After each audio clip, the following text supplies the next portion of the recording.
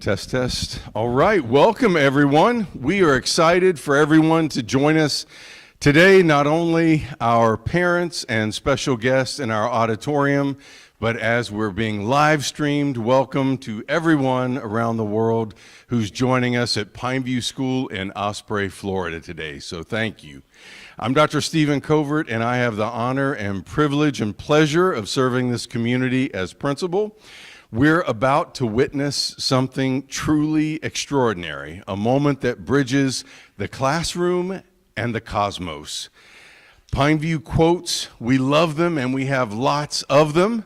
One that we often hear, one of our favorites, is apropos today. As Sir Isaac Newton once said, if we're able to see farther, it's because we're standing on the shoulders of giants. And today, we're standing on the shoulders of engineers, astronauts, scientists, and explorers who have paved the way for us to be able to be part of this afternoon. I believe everyone knows that the experience we're about to have would not be possible without the vision and passion and dedication of a truly remarkable educator. So please join me in a round of applause for Miss Marie Rosander.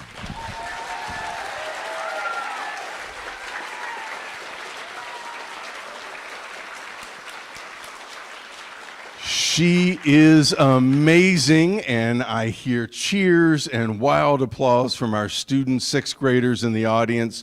We know that is heartfelt, so thank you, Ms. Rosander. Also, a special thank you to Jamal and Eric and other district personnel for helping us make the connections between Earth and our International Space Station. You'll hear from Ms. Rosander in just a moment. We want to say a special thank you to the ARIS program and the Tamiami and Fort Myers radio clubs, without whose partnership none of this would be possible. Students at Pineview today, you are making history. In just a few moments, we'll have a live conversation with none other than NASA Astronaut Commander Suni Williams on the International Space Station, orbiting 248 miles above Earth, traveling at an astonishing 17,500 miles per hour. And I don't even think she gets dizzy. It's amazing. It's amazing. Another favorite conceit at Pineview is our reference to the 212-degree philosophy, that at 211 degrees, water is just hot water, but by adding 1 extra degree, it boils, and harnessing that power and energy, you can move mountains. Today, we are seeing the evidence of adding that 1 extra degree.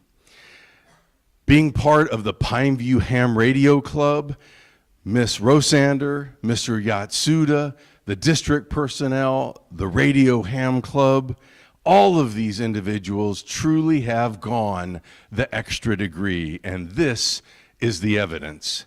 We have a new call sign, W4PVS. I believe that's Whiskey 4 Papa Victor Sierra. I believe so. Thank you. They've dedicated countless hours to making today possible. They've also worked to help our students earn their technician's license, and you may hear a bit about that in just a moment. Commander Suni Williams is nothing short of a trailblazer. With over 550 days in space, she holds the longest record for a spacewalk by a woman, an incredible 56 hours and 40 minutes. She's flown aboard the Space Shuttle Discovery, the Russian Soyuz spacecraft, as well as Boeing Starliner. She is a graduate of the United States Naval Academy, and as part of NASA's Artemis space program, she's playing a vital role in humanity's return to the moon and beyond. Her expertise, adventurous spirit, and dedication inspiring the next generation of space explorers. That can be you, ladies and gentlemen.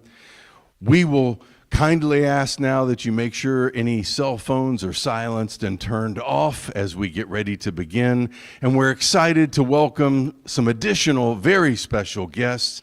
Some school board members, the Honorable Liz Barker is joining us. Please give her a round of applause. As well as the Honorable Bridget Ziegler, school board member, and her daughter Sloan. Give them a round of applause. Very special welcome. Thank you for joining us. I believe our Chief of High Schools, Dr. Megan Green, is in the audience. Please give her a round of applause. And most special, we are privileged to be joined this morning by Commander Suni Williams' mother, Bonnie Pandya. Please join me in welcoming her.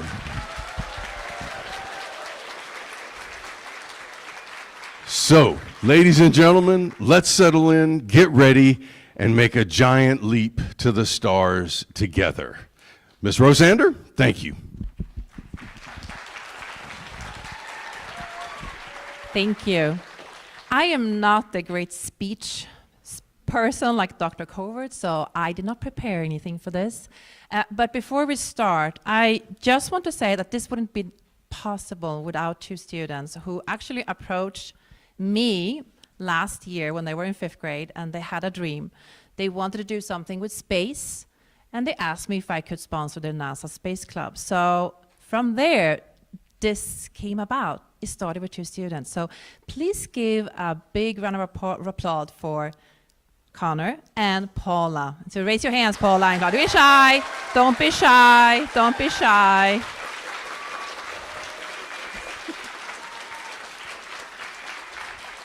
And I think this is just what Pineview is all about, right? This is what we're about. We make dreams possible. And today I am just above, I don't know, I have any words. I am tickled pink. It all came together in a perfect circle. You know how it is, those times.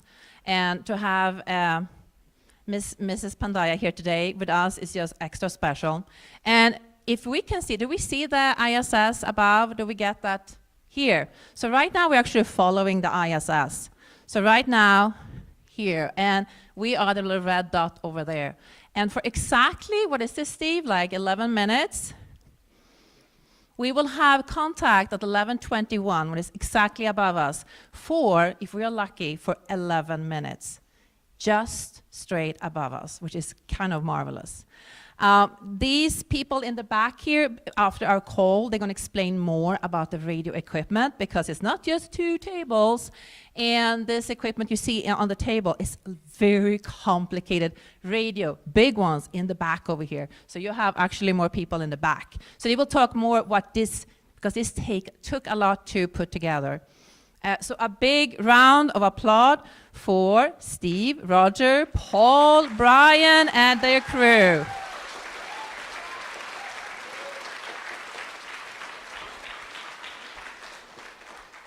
So do you want to say something about what's going to happen now, before? Here. Very quickly, what's going to happen is the ISS is on the, out there over the Pacific Ocean, Southern Pacific. It'll come into view from the southwest. We use line of sight frequencies to talk to the space station, not shortwave, because they would just bounce off the ionosphere and come back. So we use radio frequency. It's close to the marine band, the aircraft band, and all that. And that shoots straight out into space. And we'll be listening on the same frequency. The satellite will come, the ISS will come into view at about 23 minutes after the hour. It may take another minute or so before it clears the trees and bushes and stuff, and we can get a good contact. We will call them at their call sign, and NA1SS, and using the club call sign, hopefully. Suni will respond back. We'll make sure we have a good set of questions, and then we'll immediately start with the questions that have been prepared in advance. These awesome students here have been working very hard at this, choreographing this thing to precisely time it. We have about 11 minutes, a little less, to talk to the space station as it goes over. 17,500 miles an hour, And that's it. And then when it's done, we're going to have some whatever we have. We have about 11 minutes or so here. So, Ms. Rosender? I guess quickly, are there any questions on the technical side of this stuff? Any questions? Just briefly, there are, if you leave, if you're here on campus and you have an opportunity and you walk all the way around, if you're allowed to go there, past the steam plant and all that, you can see the antennas up on the roof. There's an array of directional antennas which are steered by computers, so they point directly at the space station. The station actually has a pretty poor antenna on it. It was installed early in the program, and they've built the structure around it so the space station doesn't hear really well from the radio here. So we make up for that with a very big directional antenna here on the ground. All right. We also, while it's going over, because it's going so fast, we have to correct for the Doppler shift. So we will be tuning the radios as the satellite goes over. Yes? We set up yesterday morning. We can take questions after. Oh, okay. I offered. I offered. We have a little bit of time. Yeah, we set up. Started yesterday morning setting this up. We had it pretty much all done in a couple, 2 or 3 hours. It took a while because we have to put all the stuff up on the roof, which means it has to be lifted up by a bucket truck and all that, so that takes some extra time.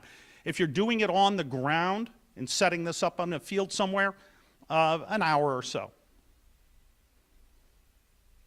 Okay. That's awesome. Thank you. So we're going to start calling.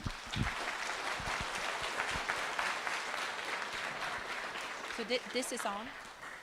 No, well, it's ready to go, when I switch it, but we can't use it for the students.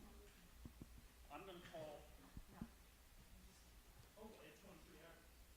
We have about 8 minutes to go. Oh, we are later. Okay, we have 8 minutes.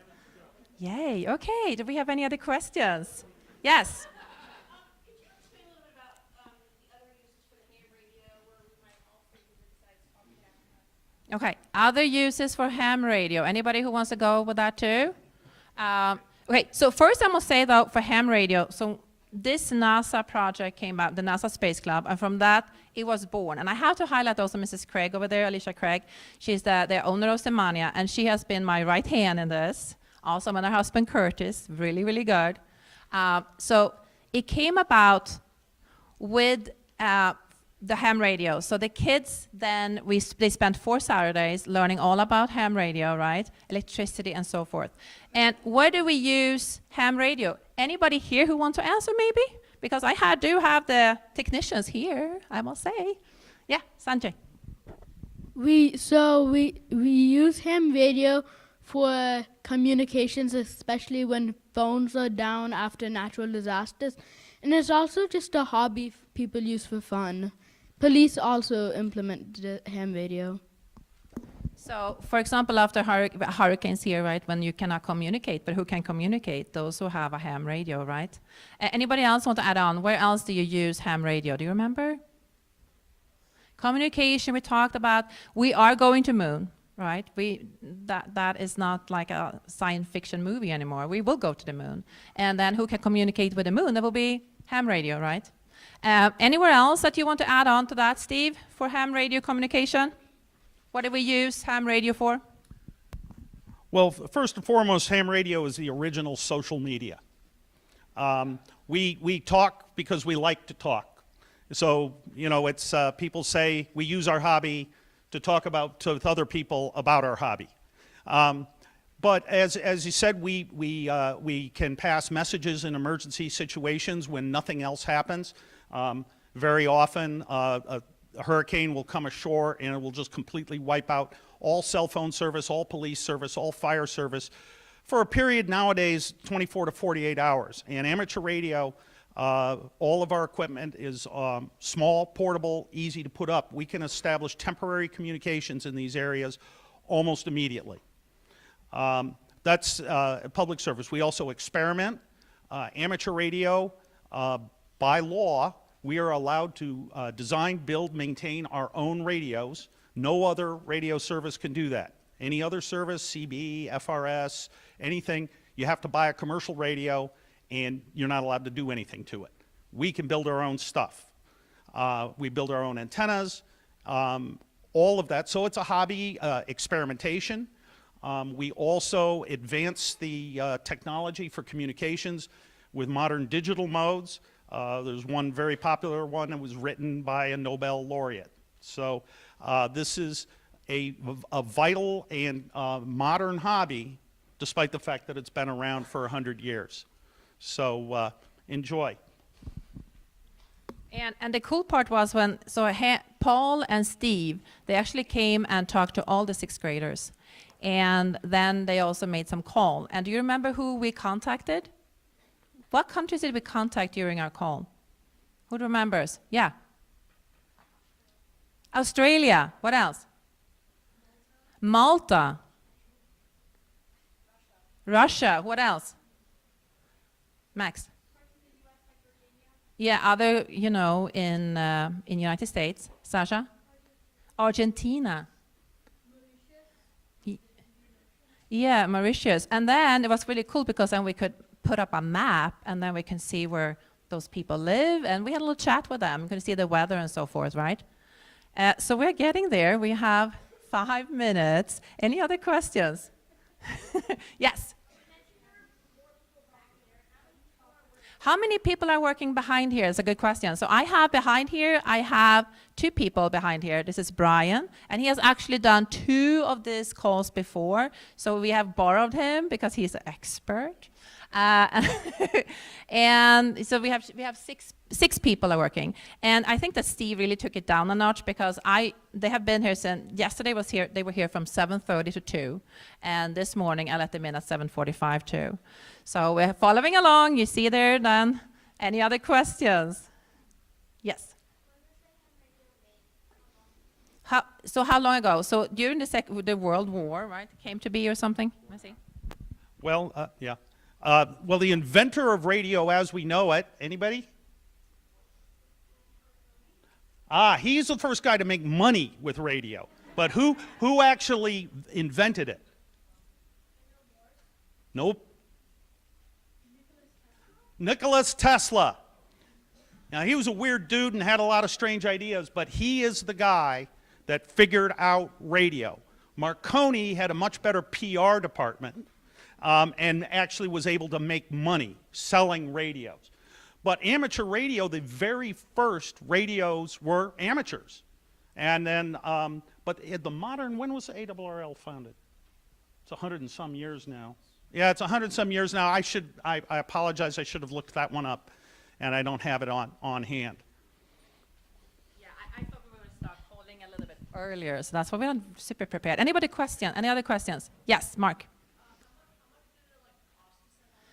Well, so for us here, well, they're laughing over there. They can be as costly as you want, right? Or it can be kind of not that costly. So these, we have 18 6th graders, but we also have some ham radio people in the audience. Can you raise your hand if you are from 7th grade to 10th grade ham radio people?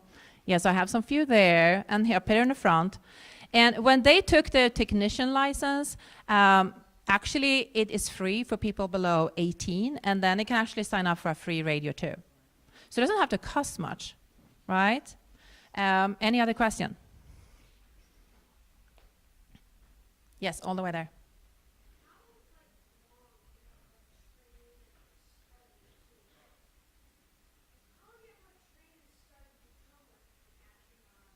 Ooh, that's a good question for our commander, Suni Williams' mom. How long do you have to study for this? Do you want to take the mic? And I'm putting you on the spot here. How long do you have to study to become an astronaut?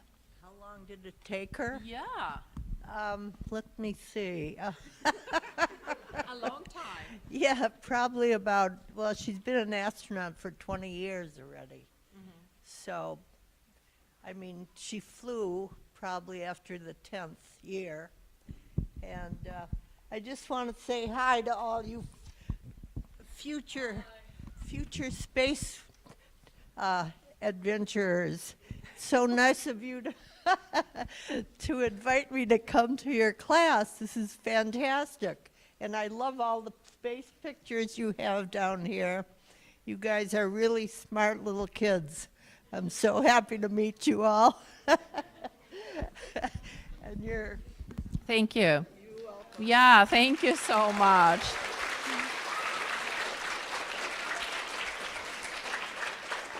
Okay, I'm looking at my time. I see my time is 12:22. What do you say, guys?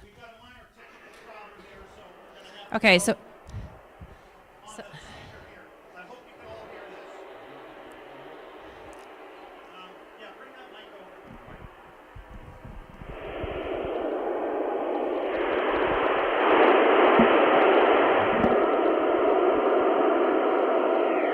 Can you hear that over the house speakers? NA1SS, NA1SS from Whiskey 4, Papa Victor Sierra for scheduled ARIS contact. Over. NA1SS, NA1SS from W4 PVS for scheduled ARIS contact. Over.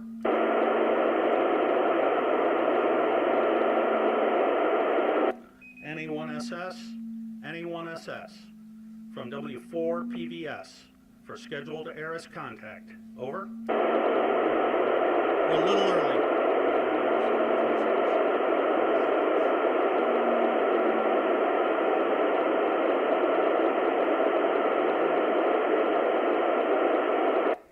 NA1SS, NA1SS from W4 PVS for scheduled ARIS contact. Over.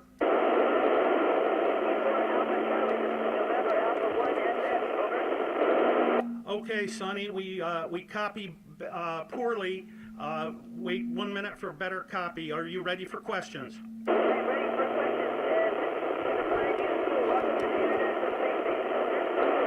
and Okay, still not quite good enough copy here, Sonny. We're ready for you. Your mom is in the front row, and we're almost ready to go. Over. Okay, we'll speak up. Stand by, we'll increase the mic gain here a little bit, and we'll go with this. How copy? got you now 5x5, over. Roger, Roger. Ready for questions, over. Go. Hi, my name is Tori. Can you explain how microgravity affects the human body when first arriving at the space station? Over. Hey, Tori, great question. You know, as soon as you get to space, it starts to have an effect on you. Things are a little bit weird because your balance is not quite there. And in a small spacecraft, it's okay, but when you get into the International Space Station, wow, you can tumble all over the place, and you can't get rid of the things that you like from Earth, like when you walk, you want to go up. And generally that means somebody's going to hit their head when they first get here. Over. Go. Hi, my name is Marco Medrick. Can you describe your experience during a rocket launch and what physical sensations you feel? Over. Marco, a rocket launch is pretty amazing. It's like the best roller coaster you've ever been on. Of course, you have G-forces that push you back in your seat. And then once you go through max Q, the dynamic pressure, where the air is thickest and we're going the fastest, once you get past that, you can just feel the acceleration. And then when the engines shut down, you just start to float. It's pretty incredible. Over. Next. Next question. My name is Connor. What experiment are you currently working on? Over. Hey, Connor. Right now we're just getting ready for a spacewalk, which will happen on Thursday. But previously I was working on an experiment to grow stem cells in microgravity, which allows them to grow in a 3D form. So that's pretty awesome for people back on Earth, and then also for exploration for use later on when we leave low Earth orbit. Over. Hi, my name is Paula Cuellar, and what is the biggest leap challenge astronauts experience in space, and what are scientists doing to address it? Over. Hey, Paula, great question. I think part of the issue is 16 sunrises and sunsets up here, so you don't really have your circadian rhythm down. But actually, right now, in my crew quarters, I have a light that imitates the circadian process with lights, and so it dims around 6 o'clock, just like the sun would, and then it goes dark, and in the morning it starts to brighten up, and then all day it's bright like the sun. Over. Hi, my name is Ariana Vishnevsky.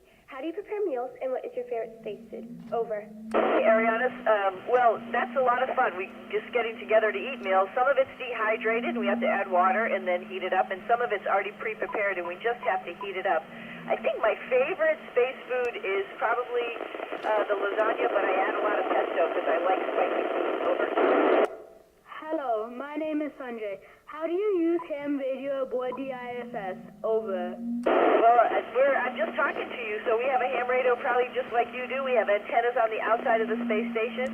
I get some predictions from folks on the ground who know where we'll be flying over and who we can be in contact with, and we dial up the same channel, so that's how we're able to talk. Over.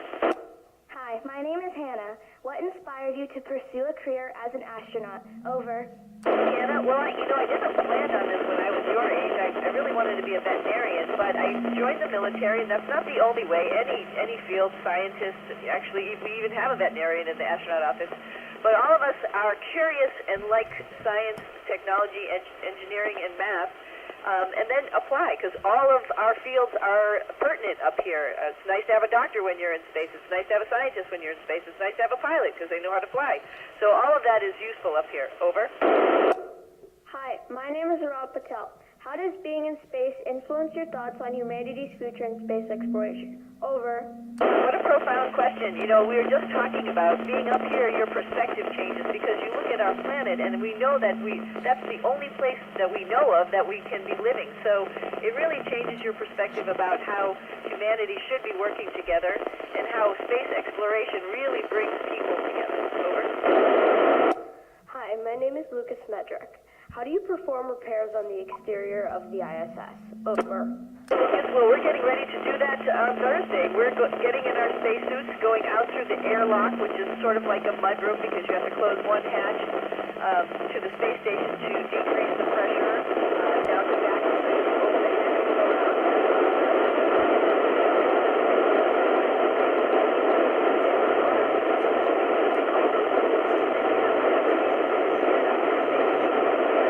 Keep going.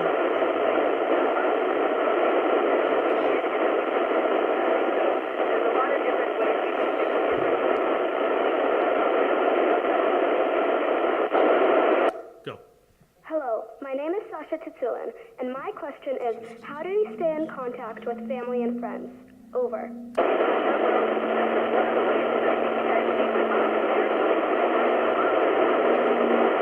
It's radio.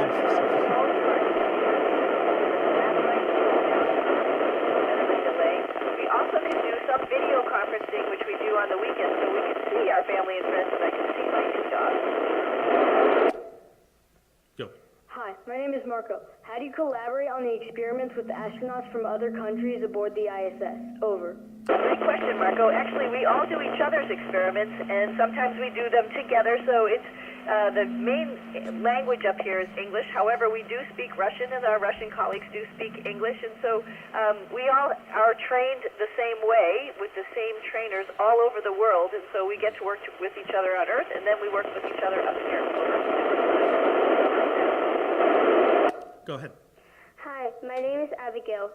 Do you ever get afraid during your mission, and how do you overcome it? Over. Hey, Abigail, yes, of course. I'm a, you can ask my mom, I'm a bit of a chicken, but you know what? What we do is we train and we understand all the different aspects of what we're doing and how we can make sure we can do them right and know as much as we can beforehand, and then put trust in the folks on the ground at Mission Control who can help us out as well. Over. Go ahead. Hi, my name is Max Oberock. How do you stay physically and mentally fit on the ISS? Over. Well, we have physical fitness equipment here. We have a bike, we have a treadmill, we have weightlifting equipment that uses vacuum. All of it has to be adapted to space, right? So it's not actually like it is on Earth, but we can do all of those motions. Mentally, I think, we are always thinking and doing things and doing experiments and working on the space station. We're actually fixing the space station. We're cleaning the space station. So it's just like being at home, except you don't have your family there with you. But it's the same type of mental activity all the time. So I think that's how we stay mentally fit. And we also eat good food. Over. Go. Hi, my name is Ronnie. What advice would you give to aspiring astronauts? Over. I would say ask questions. Ask as many questions as possible. Don't ever be satisfied with, I don't know. If you don't know, ask somebody, the question. I think being curious, trying to understand things are not all known is part of our job, and I think if you want to be an astronaut, you just have to be curious, and you have to be ready to, explore. Over. Go. Hello, my name is Voldemir. What's the most surprising thing you learned during astronaut training? Over. Well, Voldemir, let's see. I think the most surprising thing maybe is that we couldn't imitate everything on the ground. You just have to get up here and do it. Some of the living things, some of the experiments we could do, but living things you just have to get up here and do. Over. Go. Hi, my name is Addie. How do the plants you grow aboard the space station adapt to the microgravity environment, and what challenges do you face in cultivating them? Over. That's a great question. That we're trying to figure this all out with, capillary flow and, trying to figure out how root systems work, how we would feed them, if we did hydroponics. We have plants growing in a soil substrate up here. We have plants that grow all sorts of different directions because they grow toward light. So all of that is a very complicated question, and we're trying to figure it all out. So we can do that, and we can grow our food so we don't have to transport it up here. Over. Go. Hi, my name's Rochelle. What's your favorite part of daily life in microgravity? Over. I think my favorite part of daily life up here is actually escaping up into the Dragon capsule because it has two windows that look out the front. It doesn't really have the lights on, and so you really get the sunrises and sunsets. You can see the universe. You can see, the Milky Way. You can see Magellanic Clouds. You can see all of that by just taking a moment when it's dark and looking out into our universe. Over. Go, Matt. Hi, my name is Charles.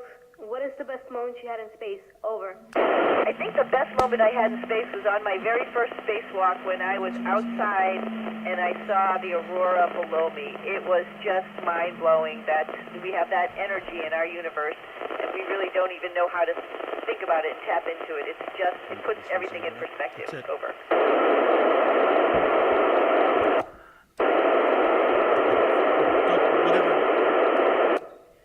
Hi, this is Marie Roser. I am the science space teacher here at Pineview. Do you have any last advice for our students here at Pineview School? Over. That's it. All right, this is W4.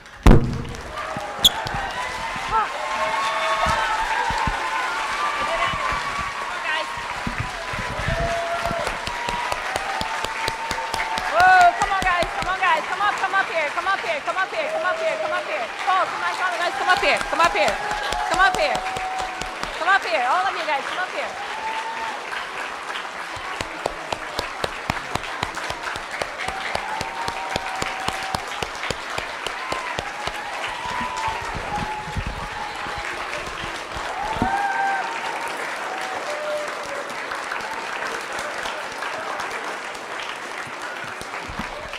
I mean, how amazing wasn't that, right? That was fantastic. Even though when we practiced, we had the speakers on, so it sounded really amazing, but like with everything, technology, you never know. Do you have any last words for us over here? Well, tomorrow she's going to do another spacewalk, and so if you kids would like to watch that, I could send the link, or maybe you have the link. You know what? We already watched the last one. It's a long process, 6 hours. We watched 6 hours, right? How many here saw the spacewalk? How many Right. would like to do a spacewalk? How many? Oh, look at, how many would love to do a spacewalk? Great, look at them all. That's fantastic. I want to do one too. Well, that's amazing. I think what it was hard with the questions, but the thing that I put to my heart was, what do you do to become an astronaut? You ask questions. You don't give up, you ask questions, right? You continue to ask questions. And that, I feel like that's all we are here at Pineview. We do ask questions. And 2 students started this by asking a question. And look where we are today. So I think a big round of applause again for Paula and Connor, who started the whole thing.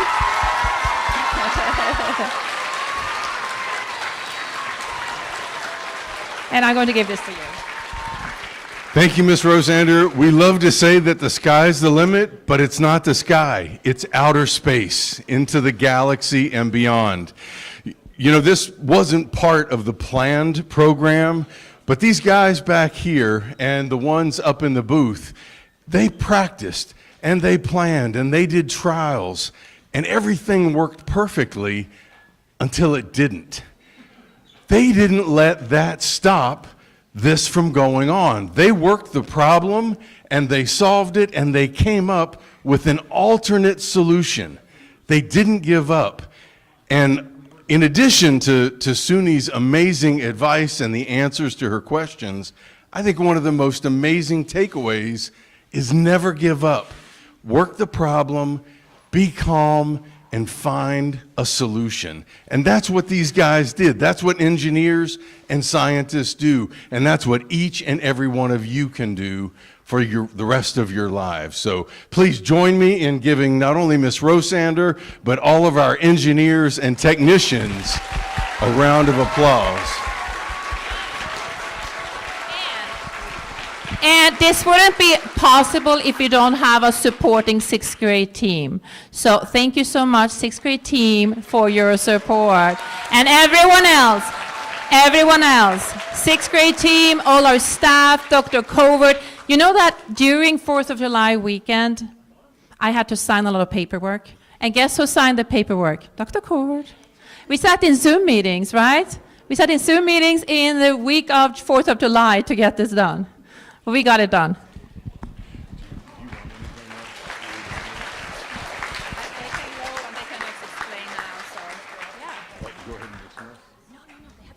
Okay. Awesome. Go ahead. Okay, so no further ado, we're going to look here now at this, and I'm going to give the mic to Brian or Steve here. You want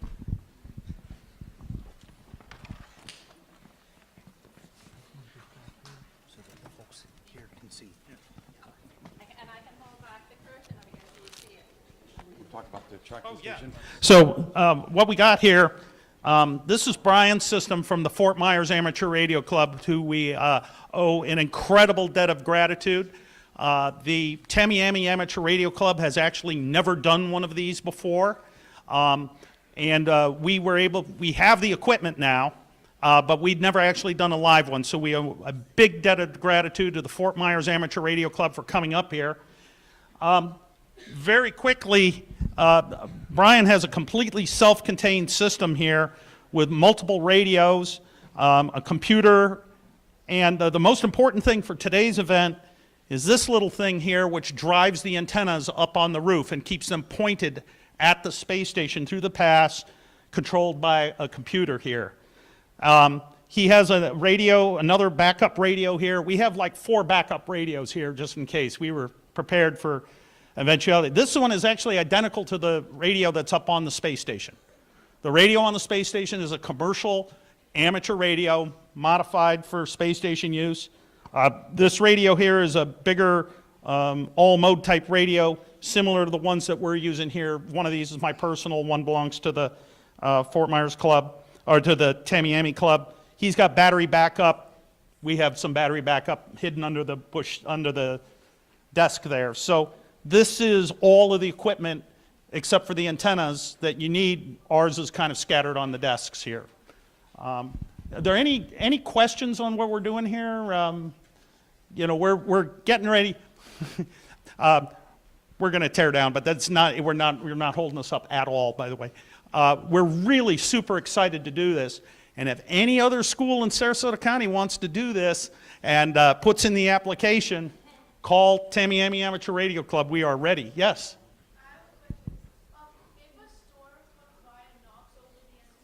Yeah. Well, if we're in the middle of the pass, then we would have been, well, we have a backup antenna. There is a backup antenna up on the roof with a lower wind cross section that won't blow over as easily. So we have We have a backup antenna. We had 1, 2, 3 backup radios in addition to the primary radio. We had multiple power sources up here. We were prepared for every eventuality. The ARIS, Amateur Radio on the International Space Station, is the organization that is the liaison between the amateur radio community and NASA. They have a very strict set of requirements for the equipment for doing one of these, because failure is not an option.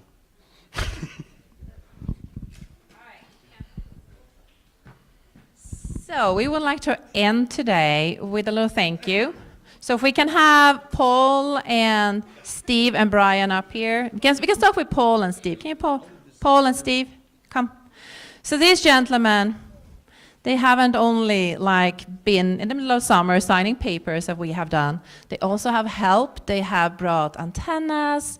They have taught our students. They have inspired our students.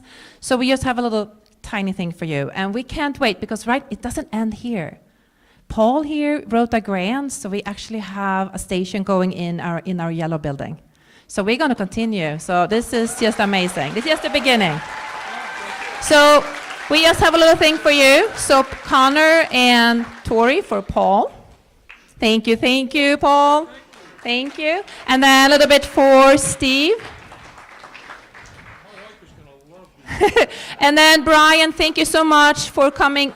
Brian is here too. So you have a little bag here for Brian too. And he doesn't even live here. He lives in Georgia. He's been bringing his equipment here. He's been driving here twice to help us out. Thank you so, and everyone else, thank you so much, guys. Thank you. Steal this from you. Oh. Wait, where are you going? Oh, you shouldn't have. We want to thank, on behalf of the 6th graders and 6th grade parents and Pineview School, to you. Whenever I came up to her and said, do you want to do this? I knew she would say yes. She never says no. And that passion, she inspires all the students here, and she inspires me. So thank you so much.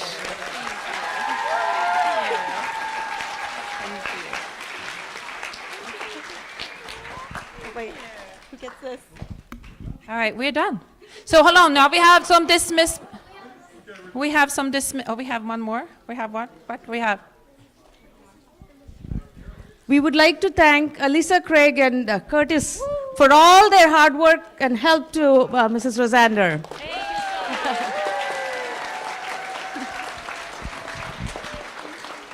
Thank you, Mrs. Rosander. All right, so now dismissal. I need, you guys can stay, and we would like some pictures up with some people too. That would be awesome, so don't run away. Dismissals, we have the back rows. You can go 6th grade, you can have lunch now. You are supposed to be in class at 1:20. 1:20.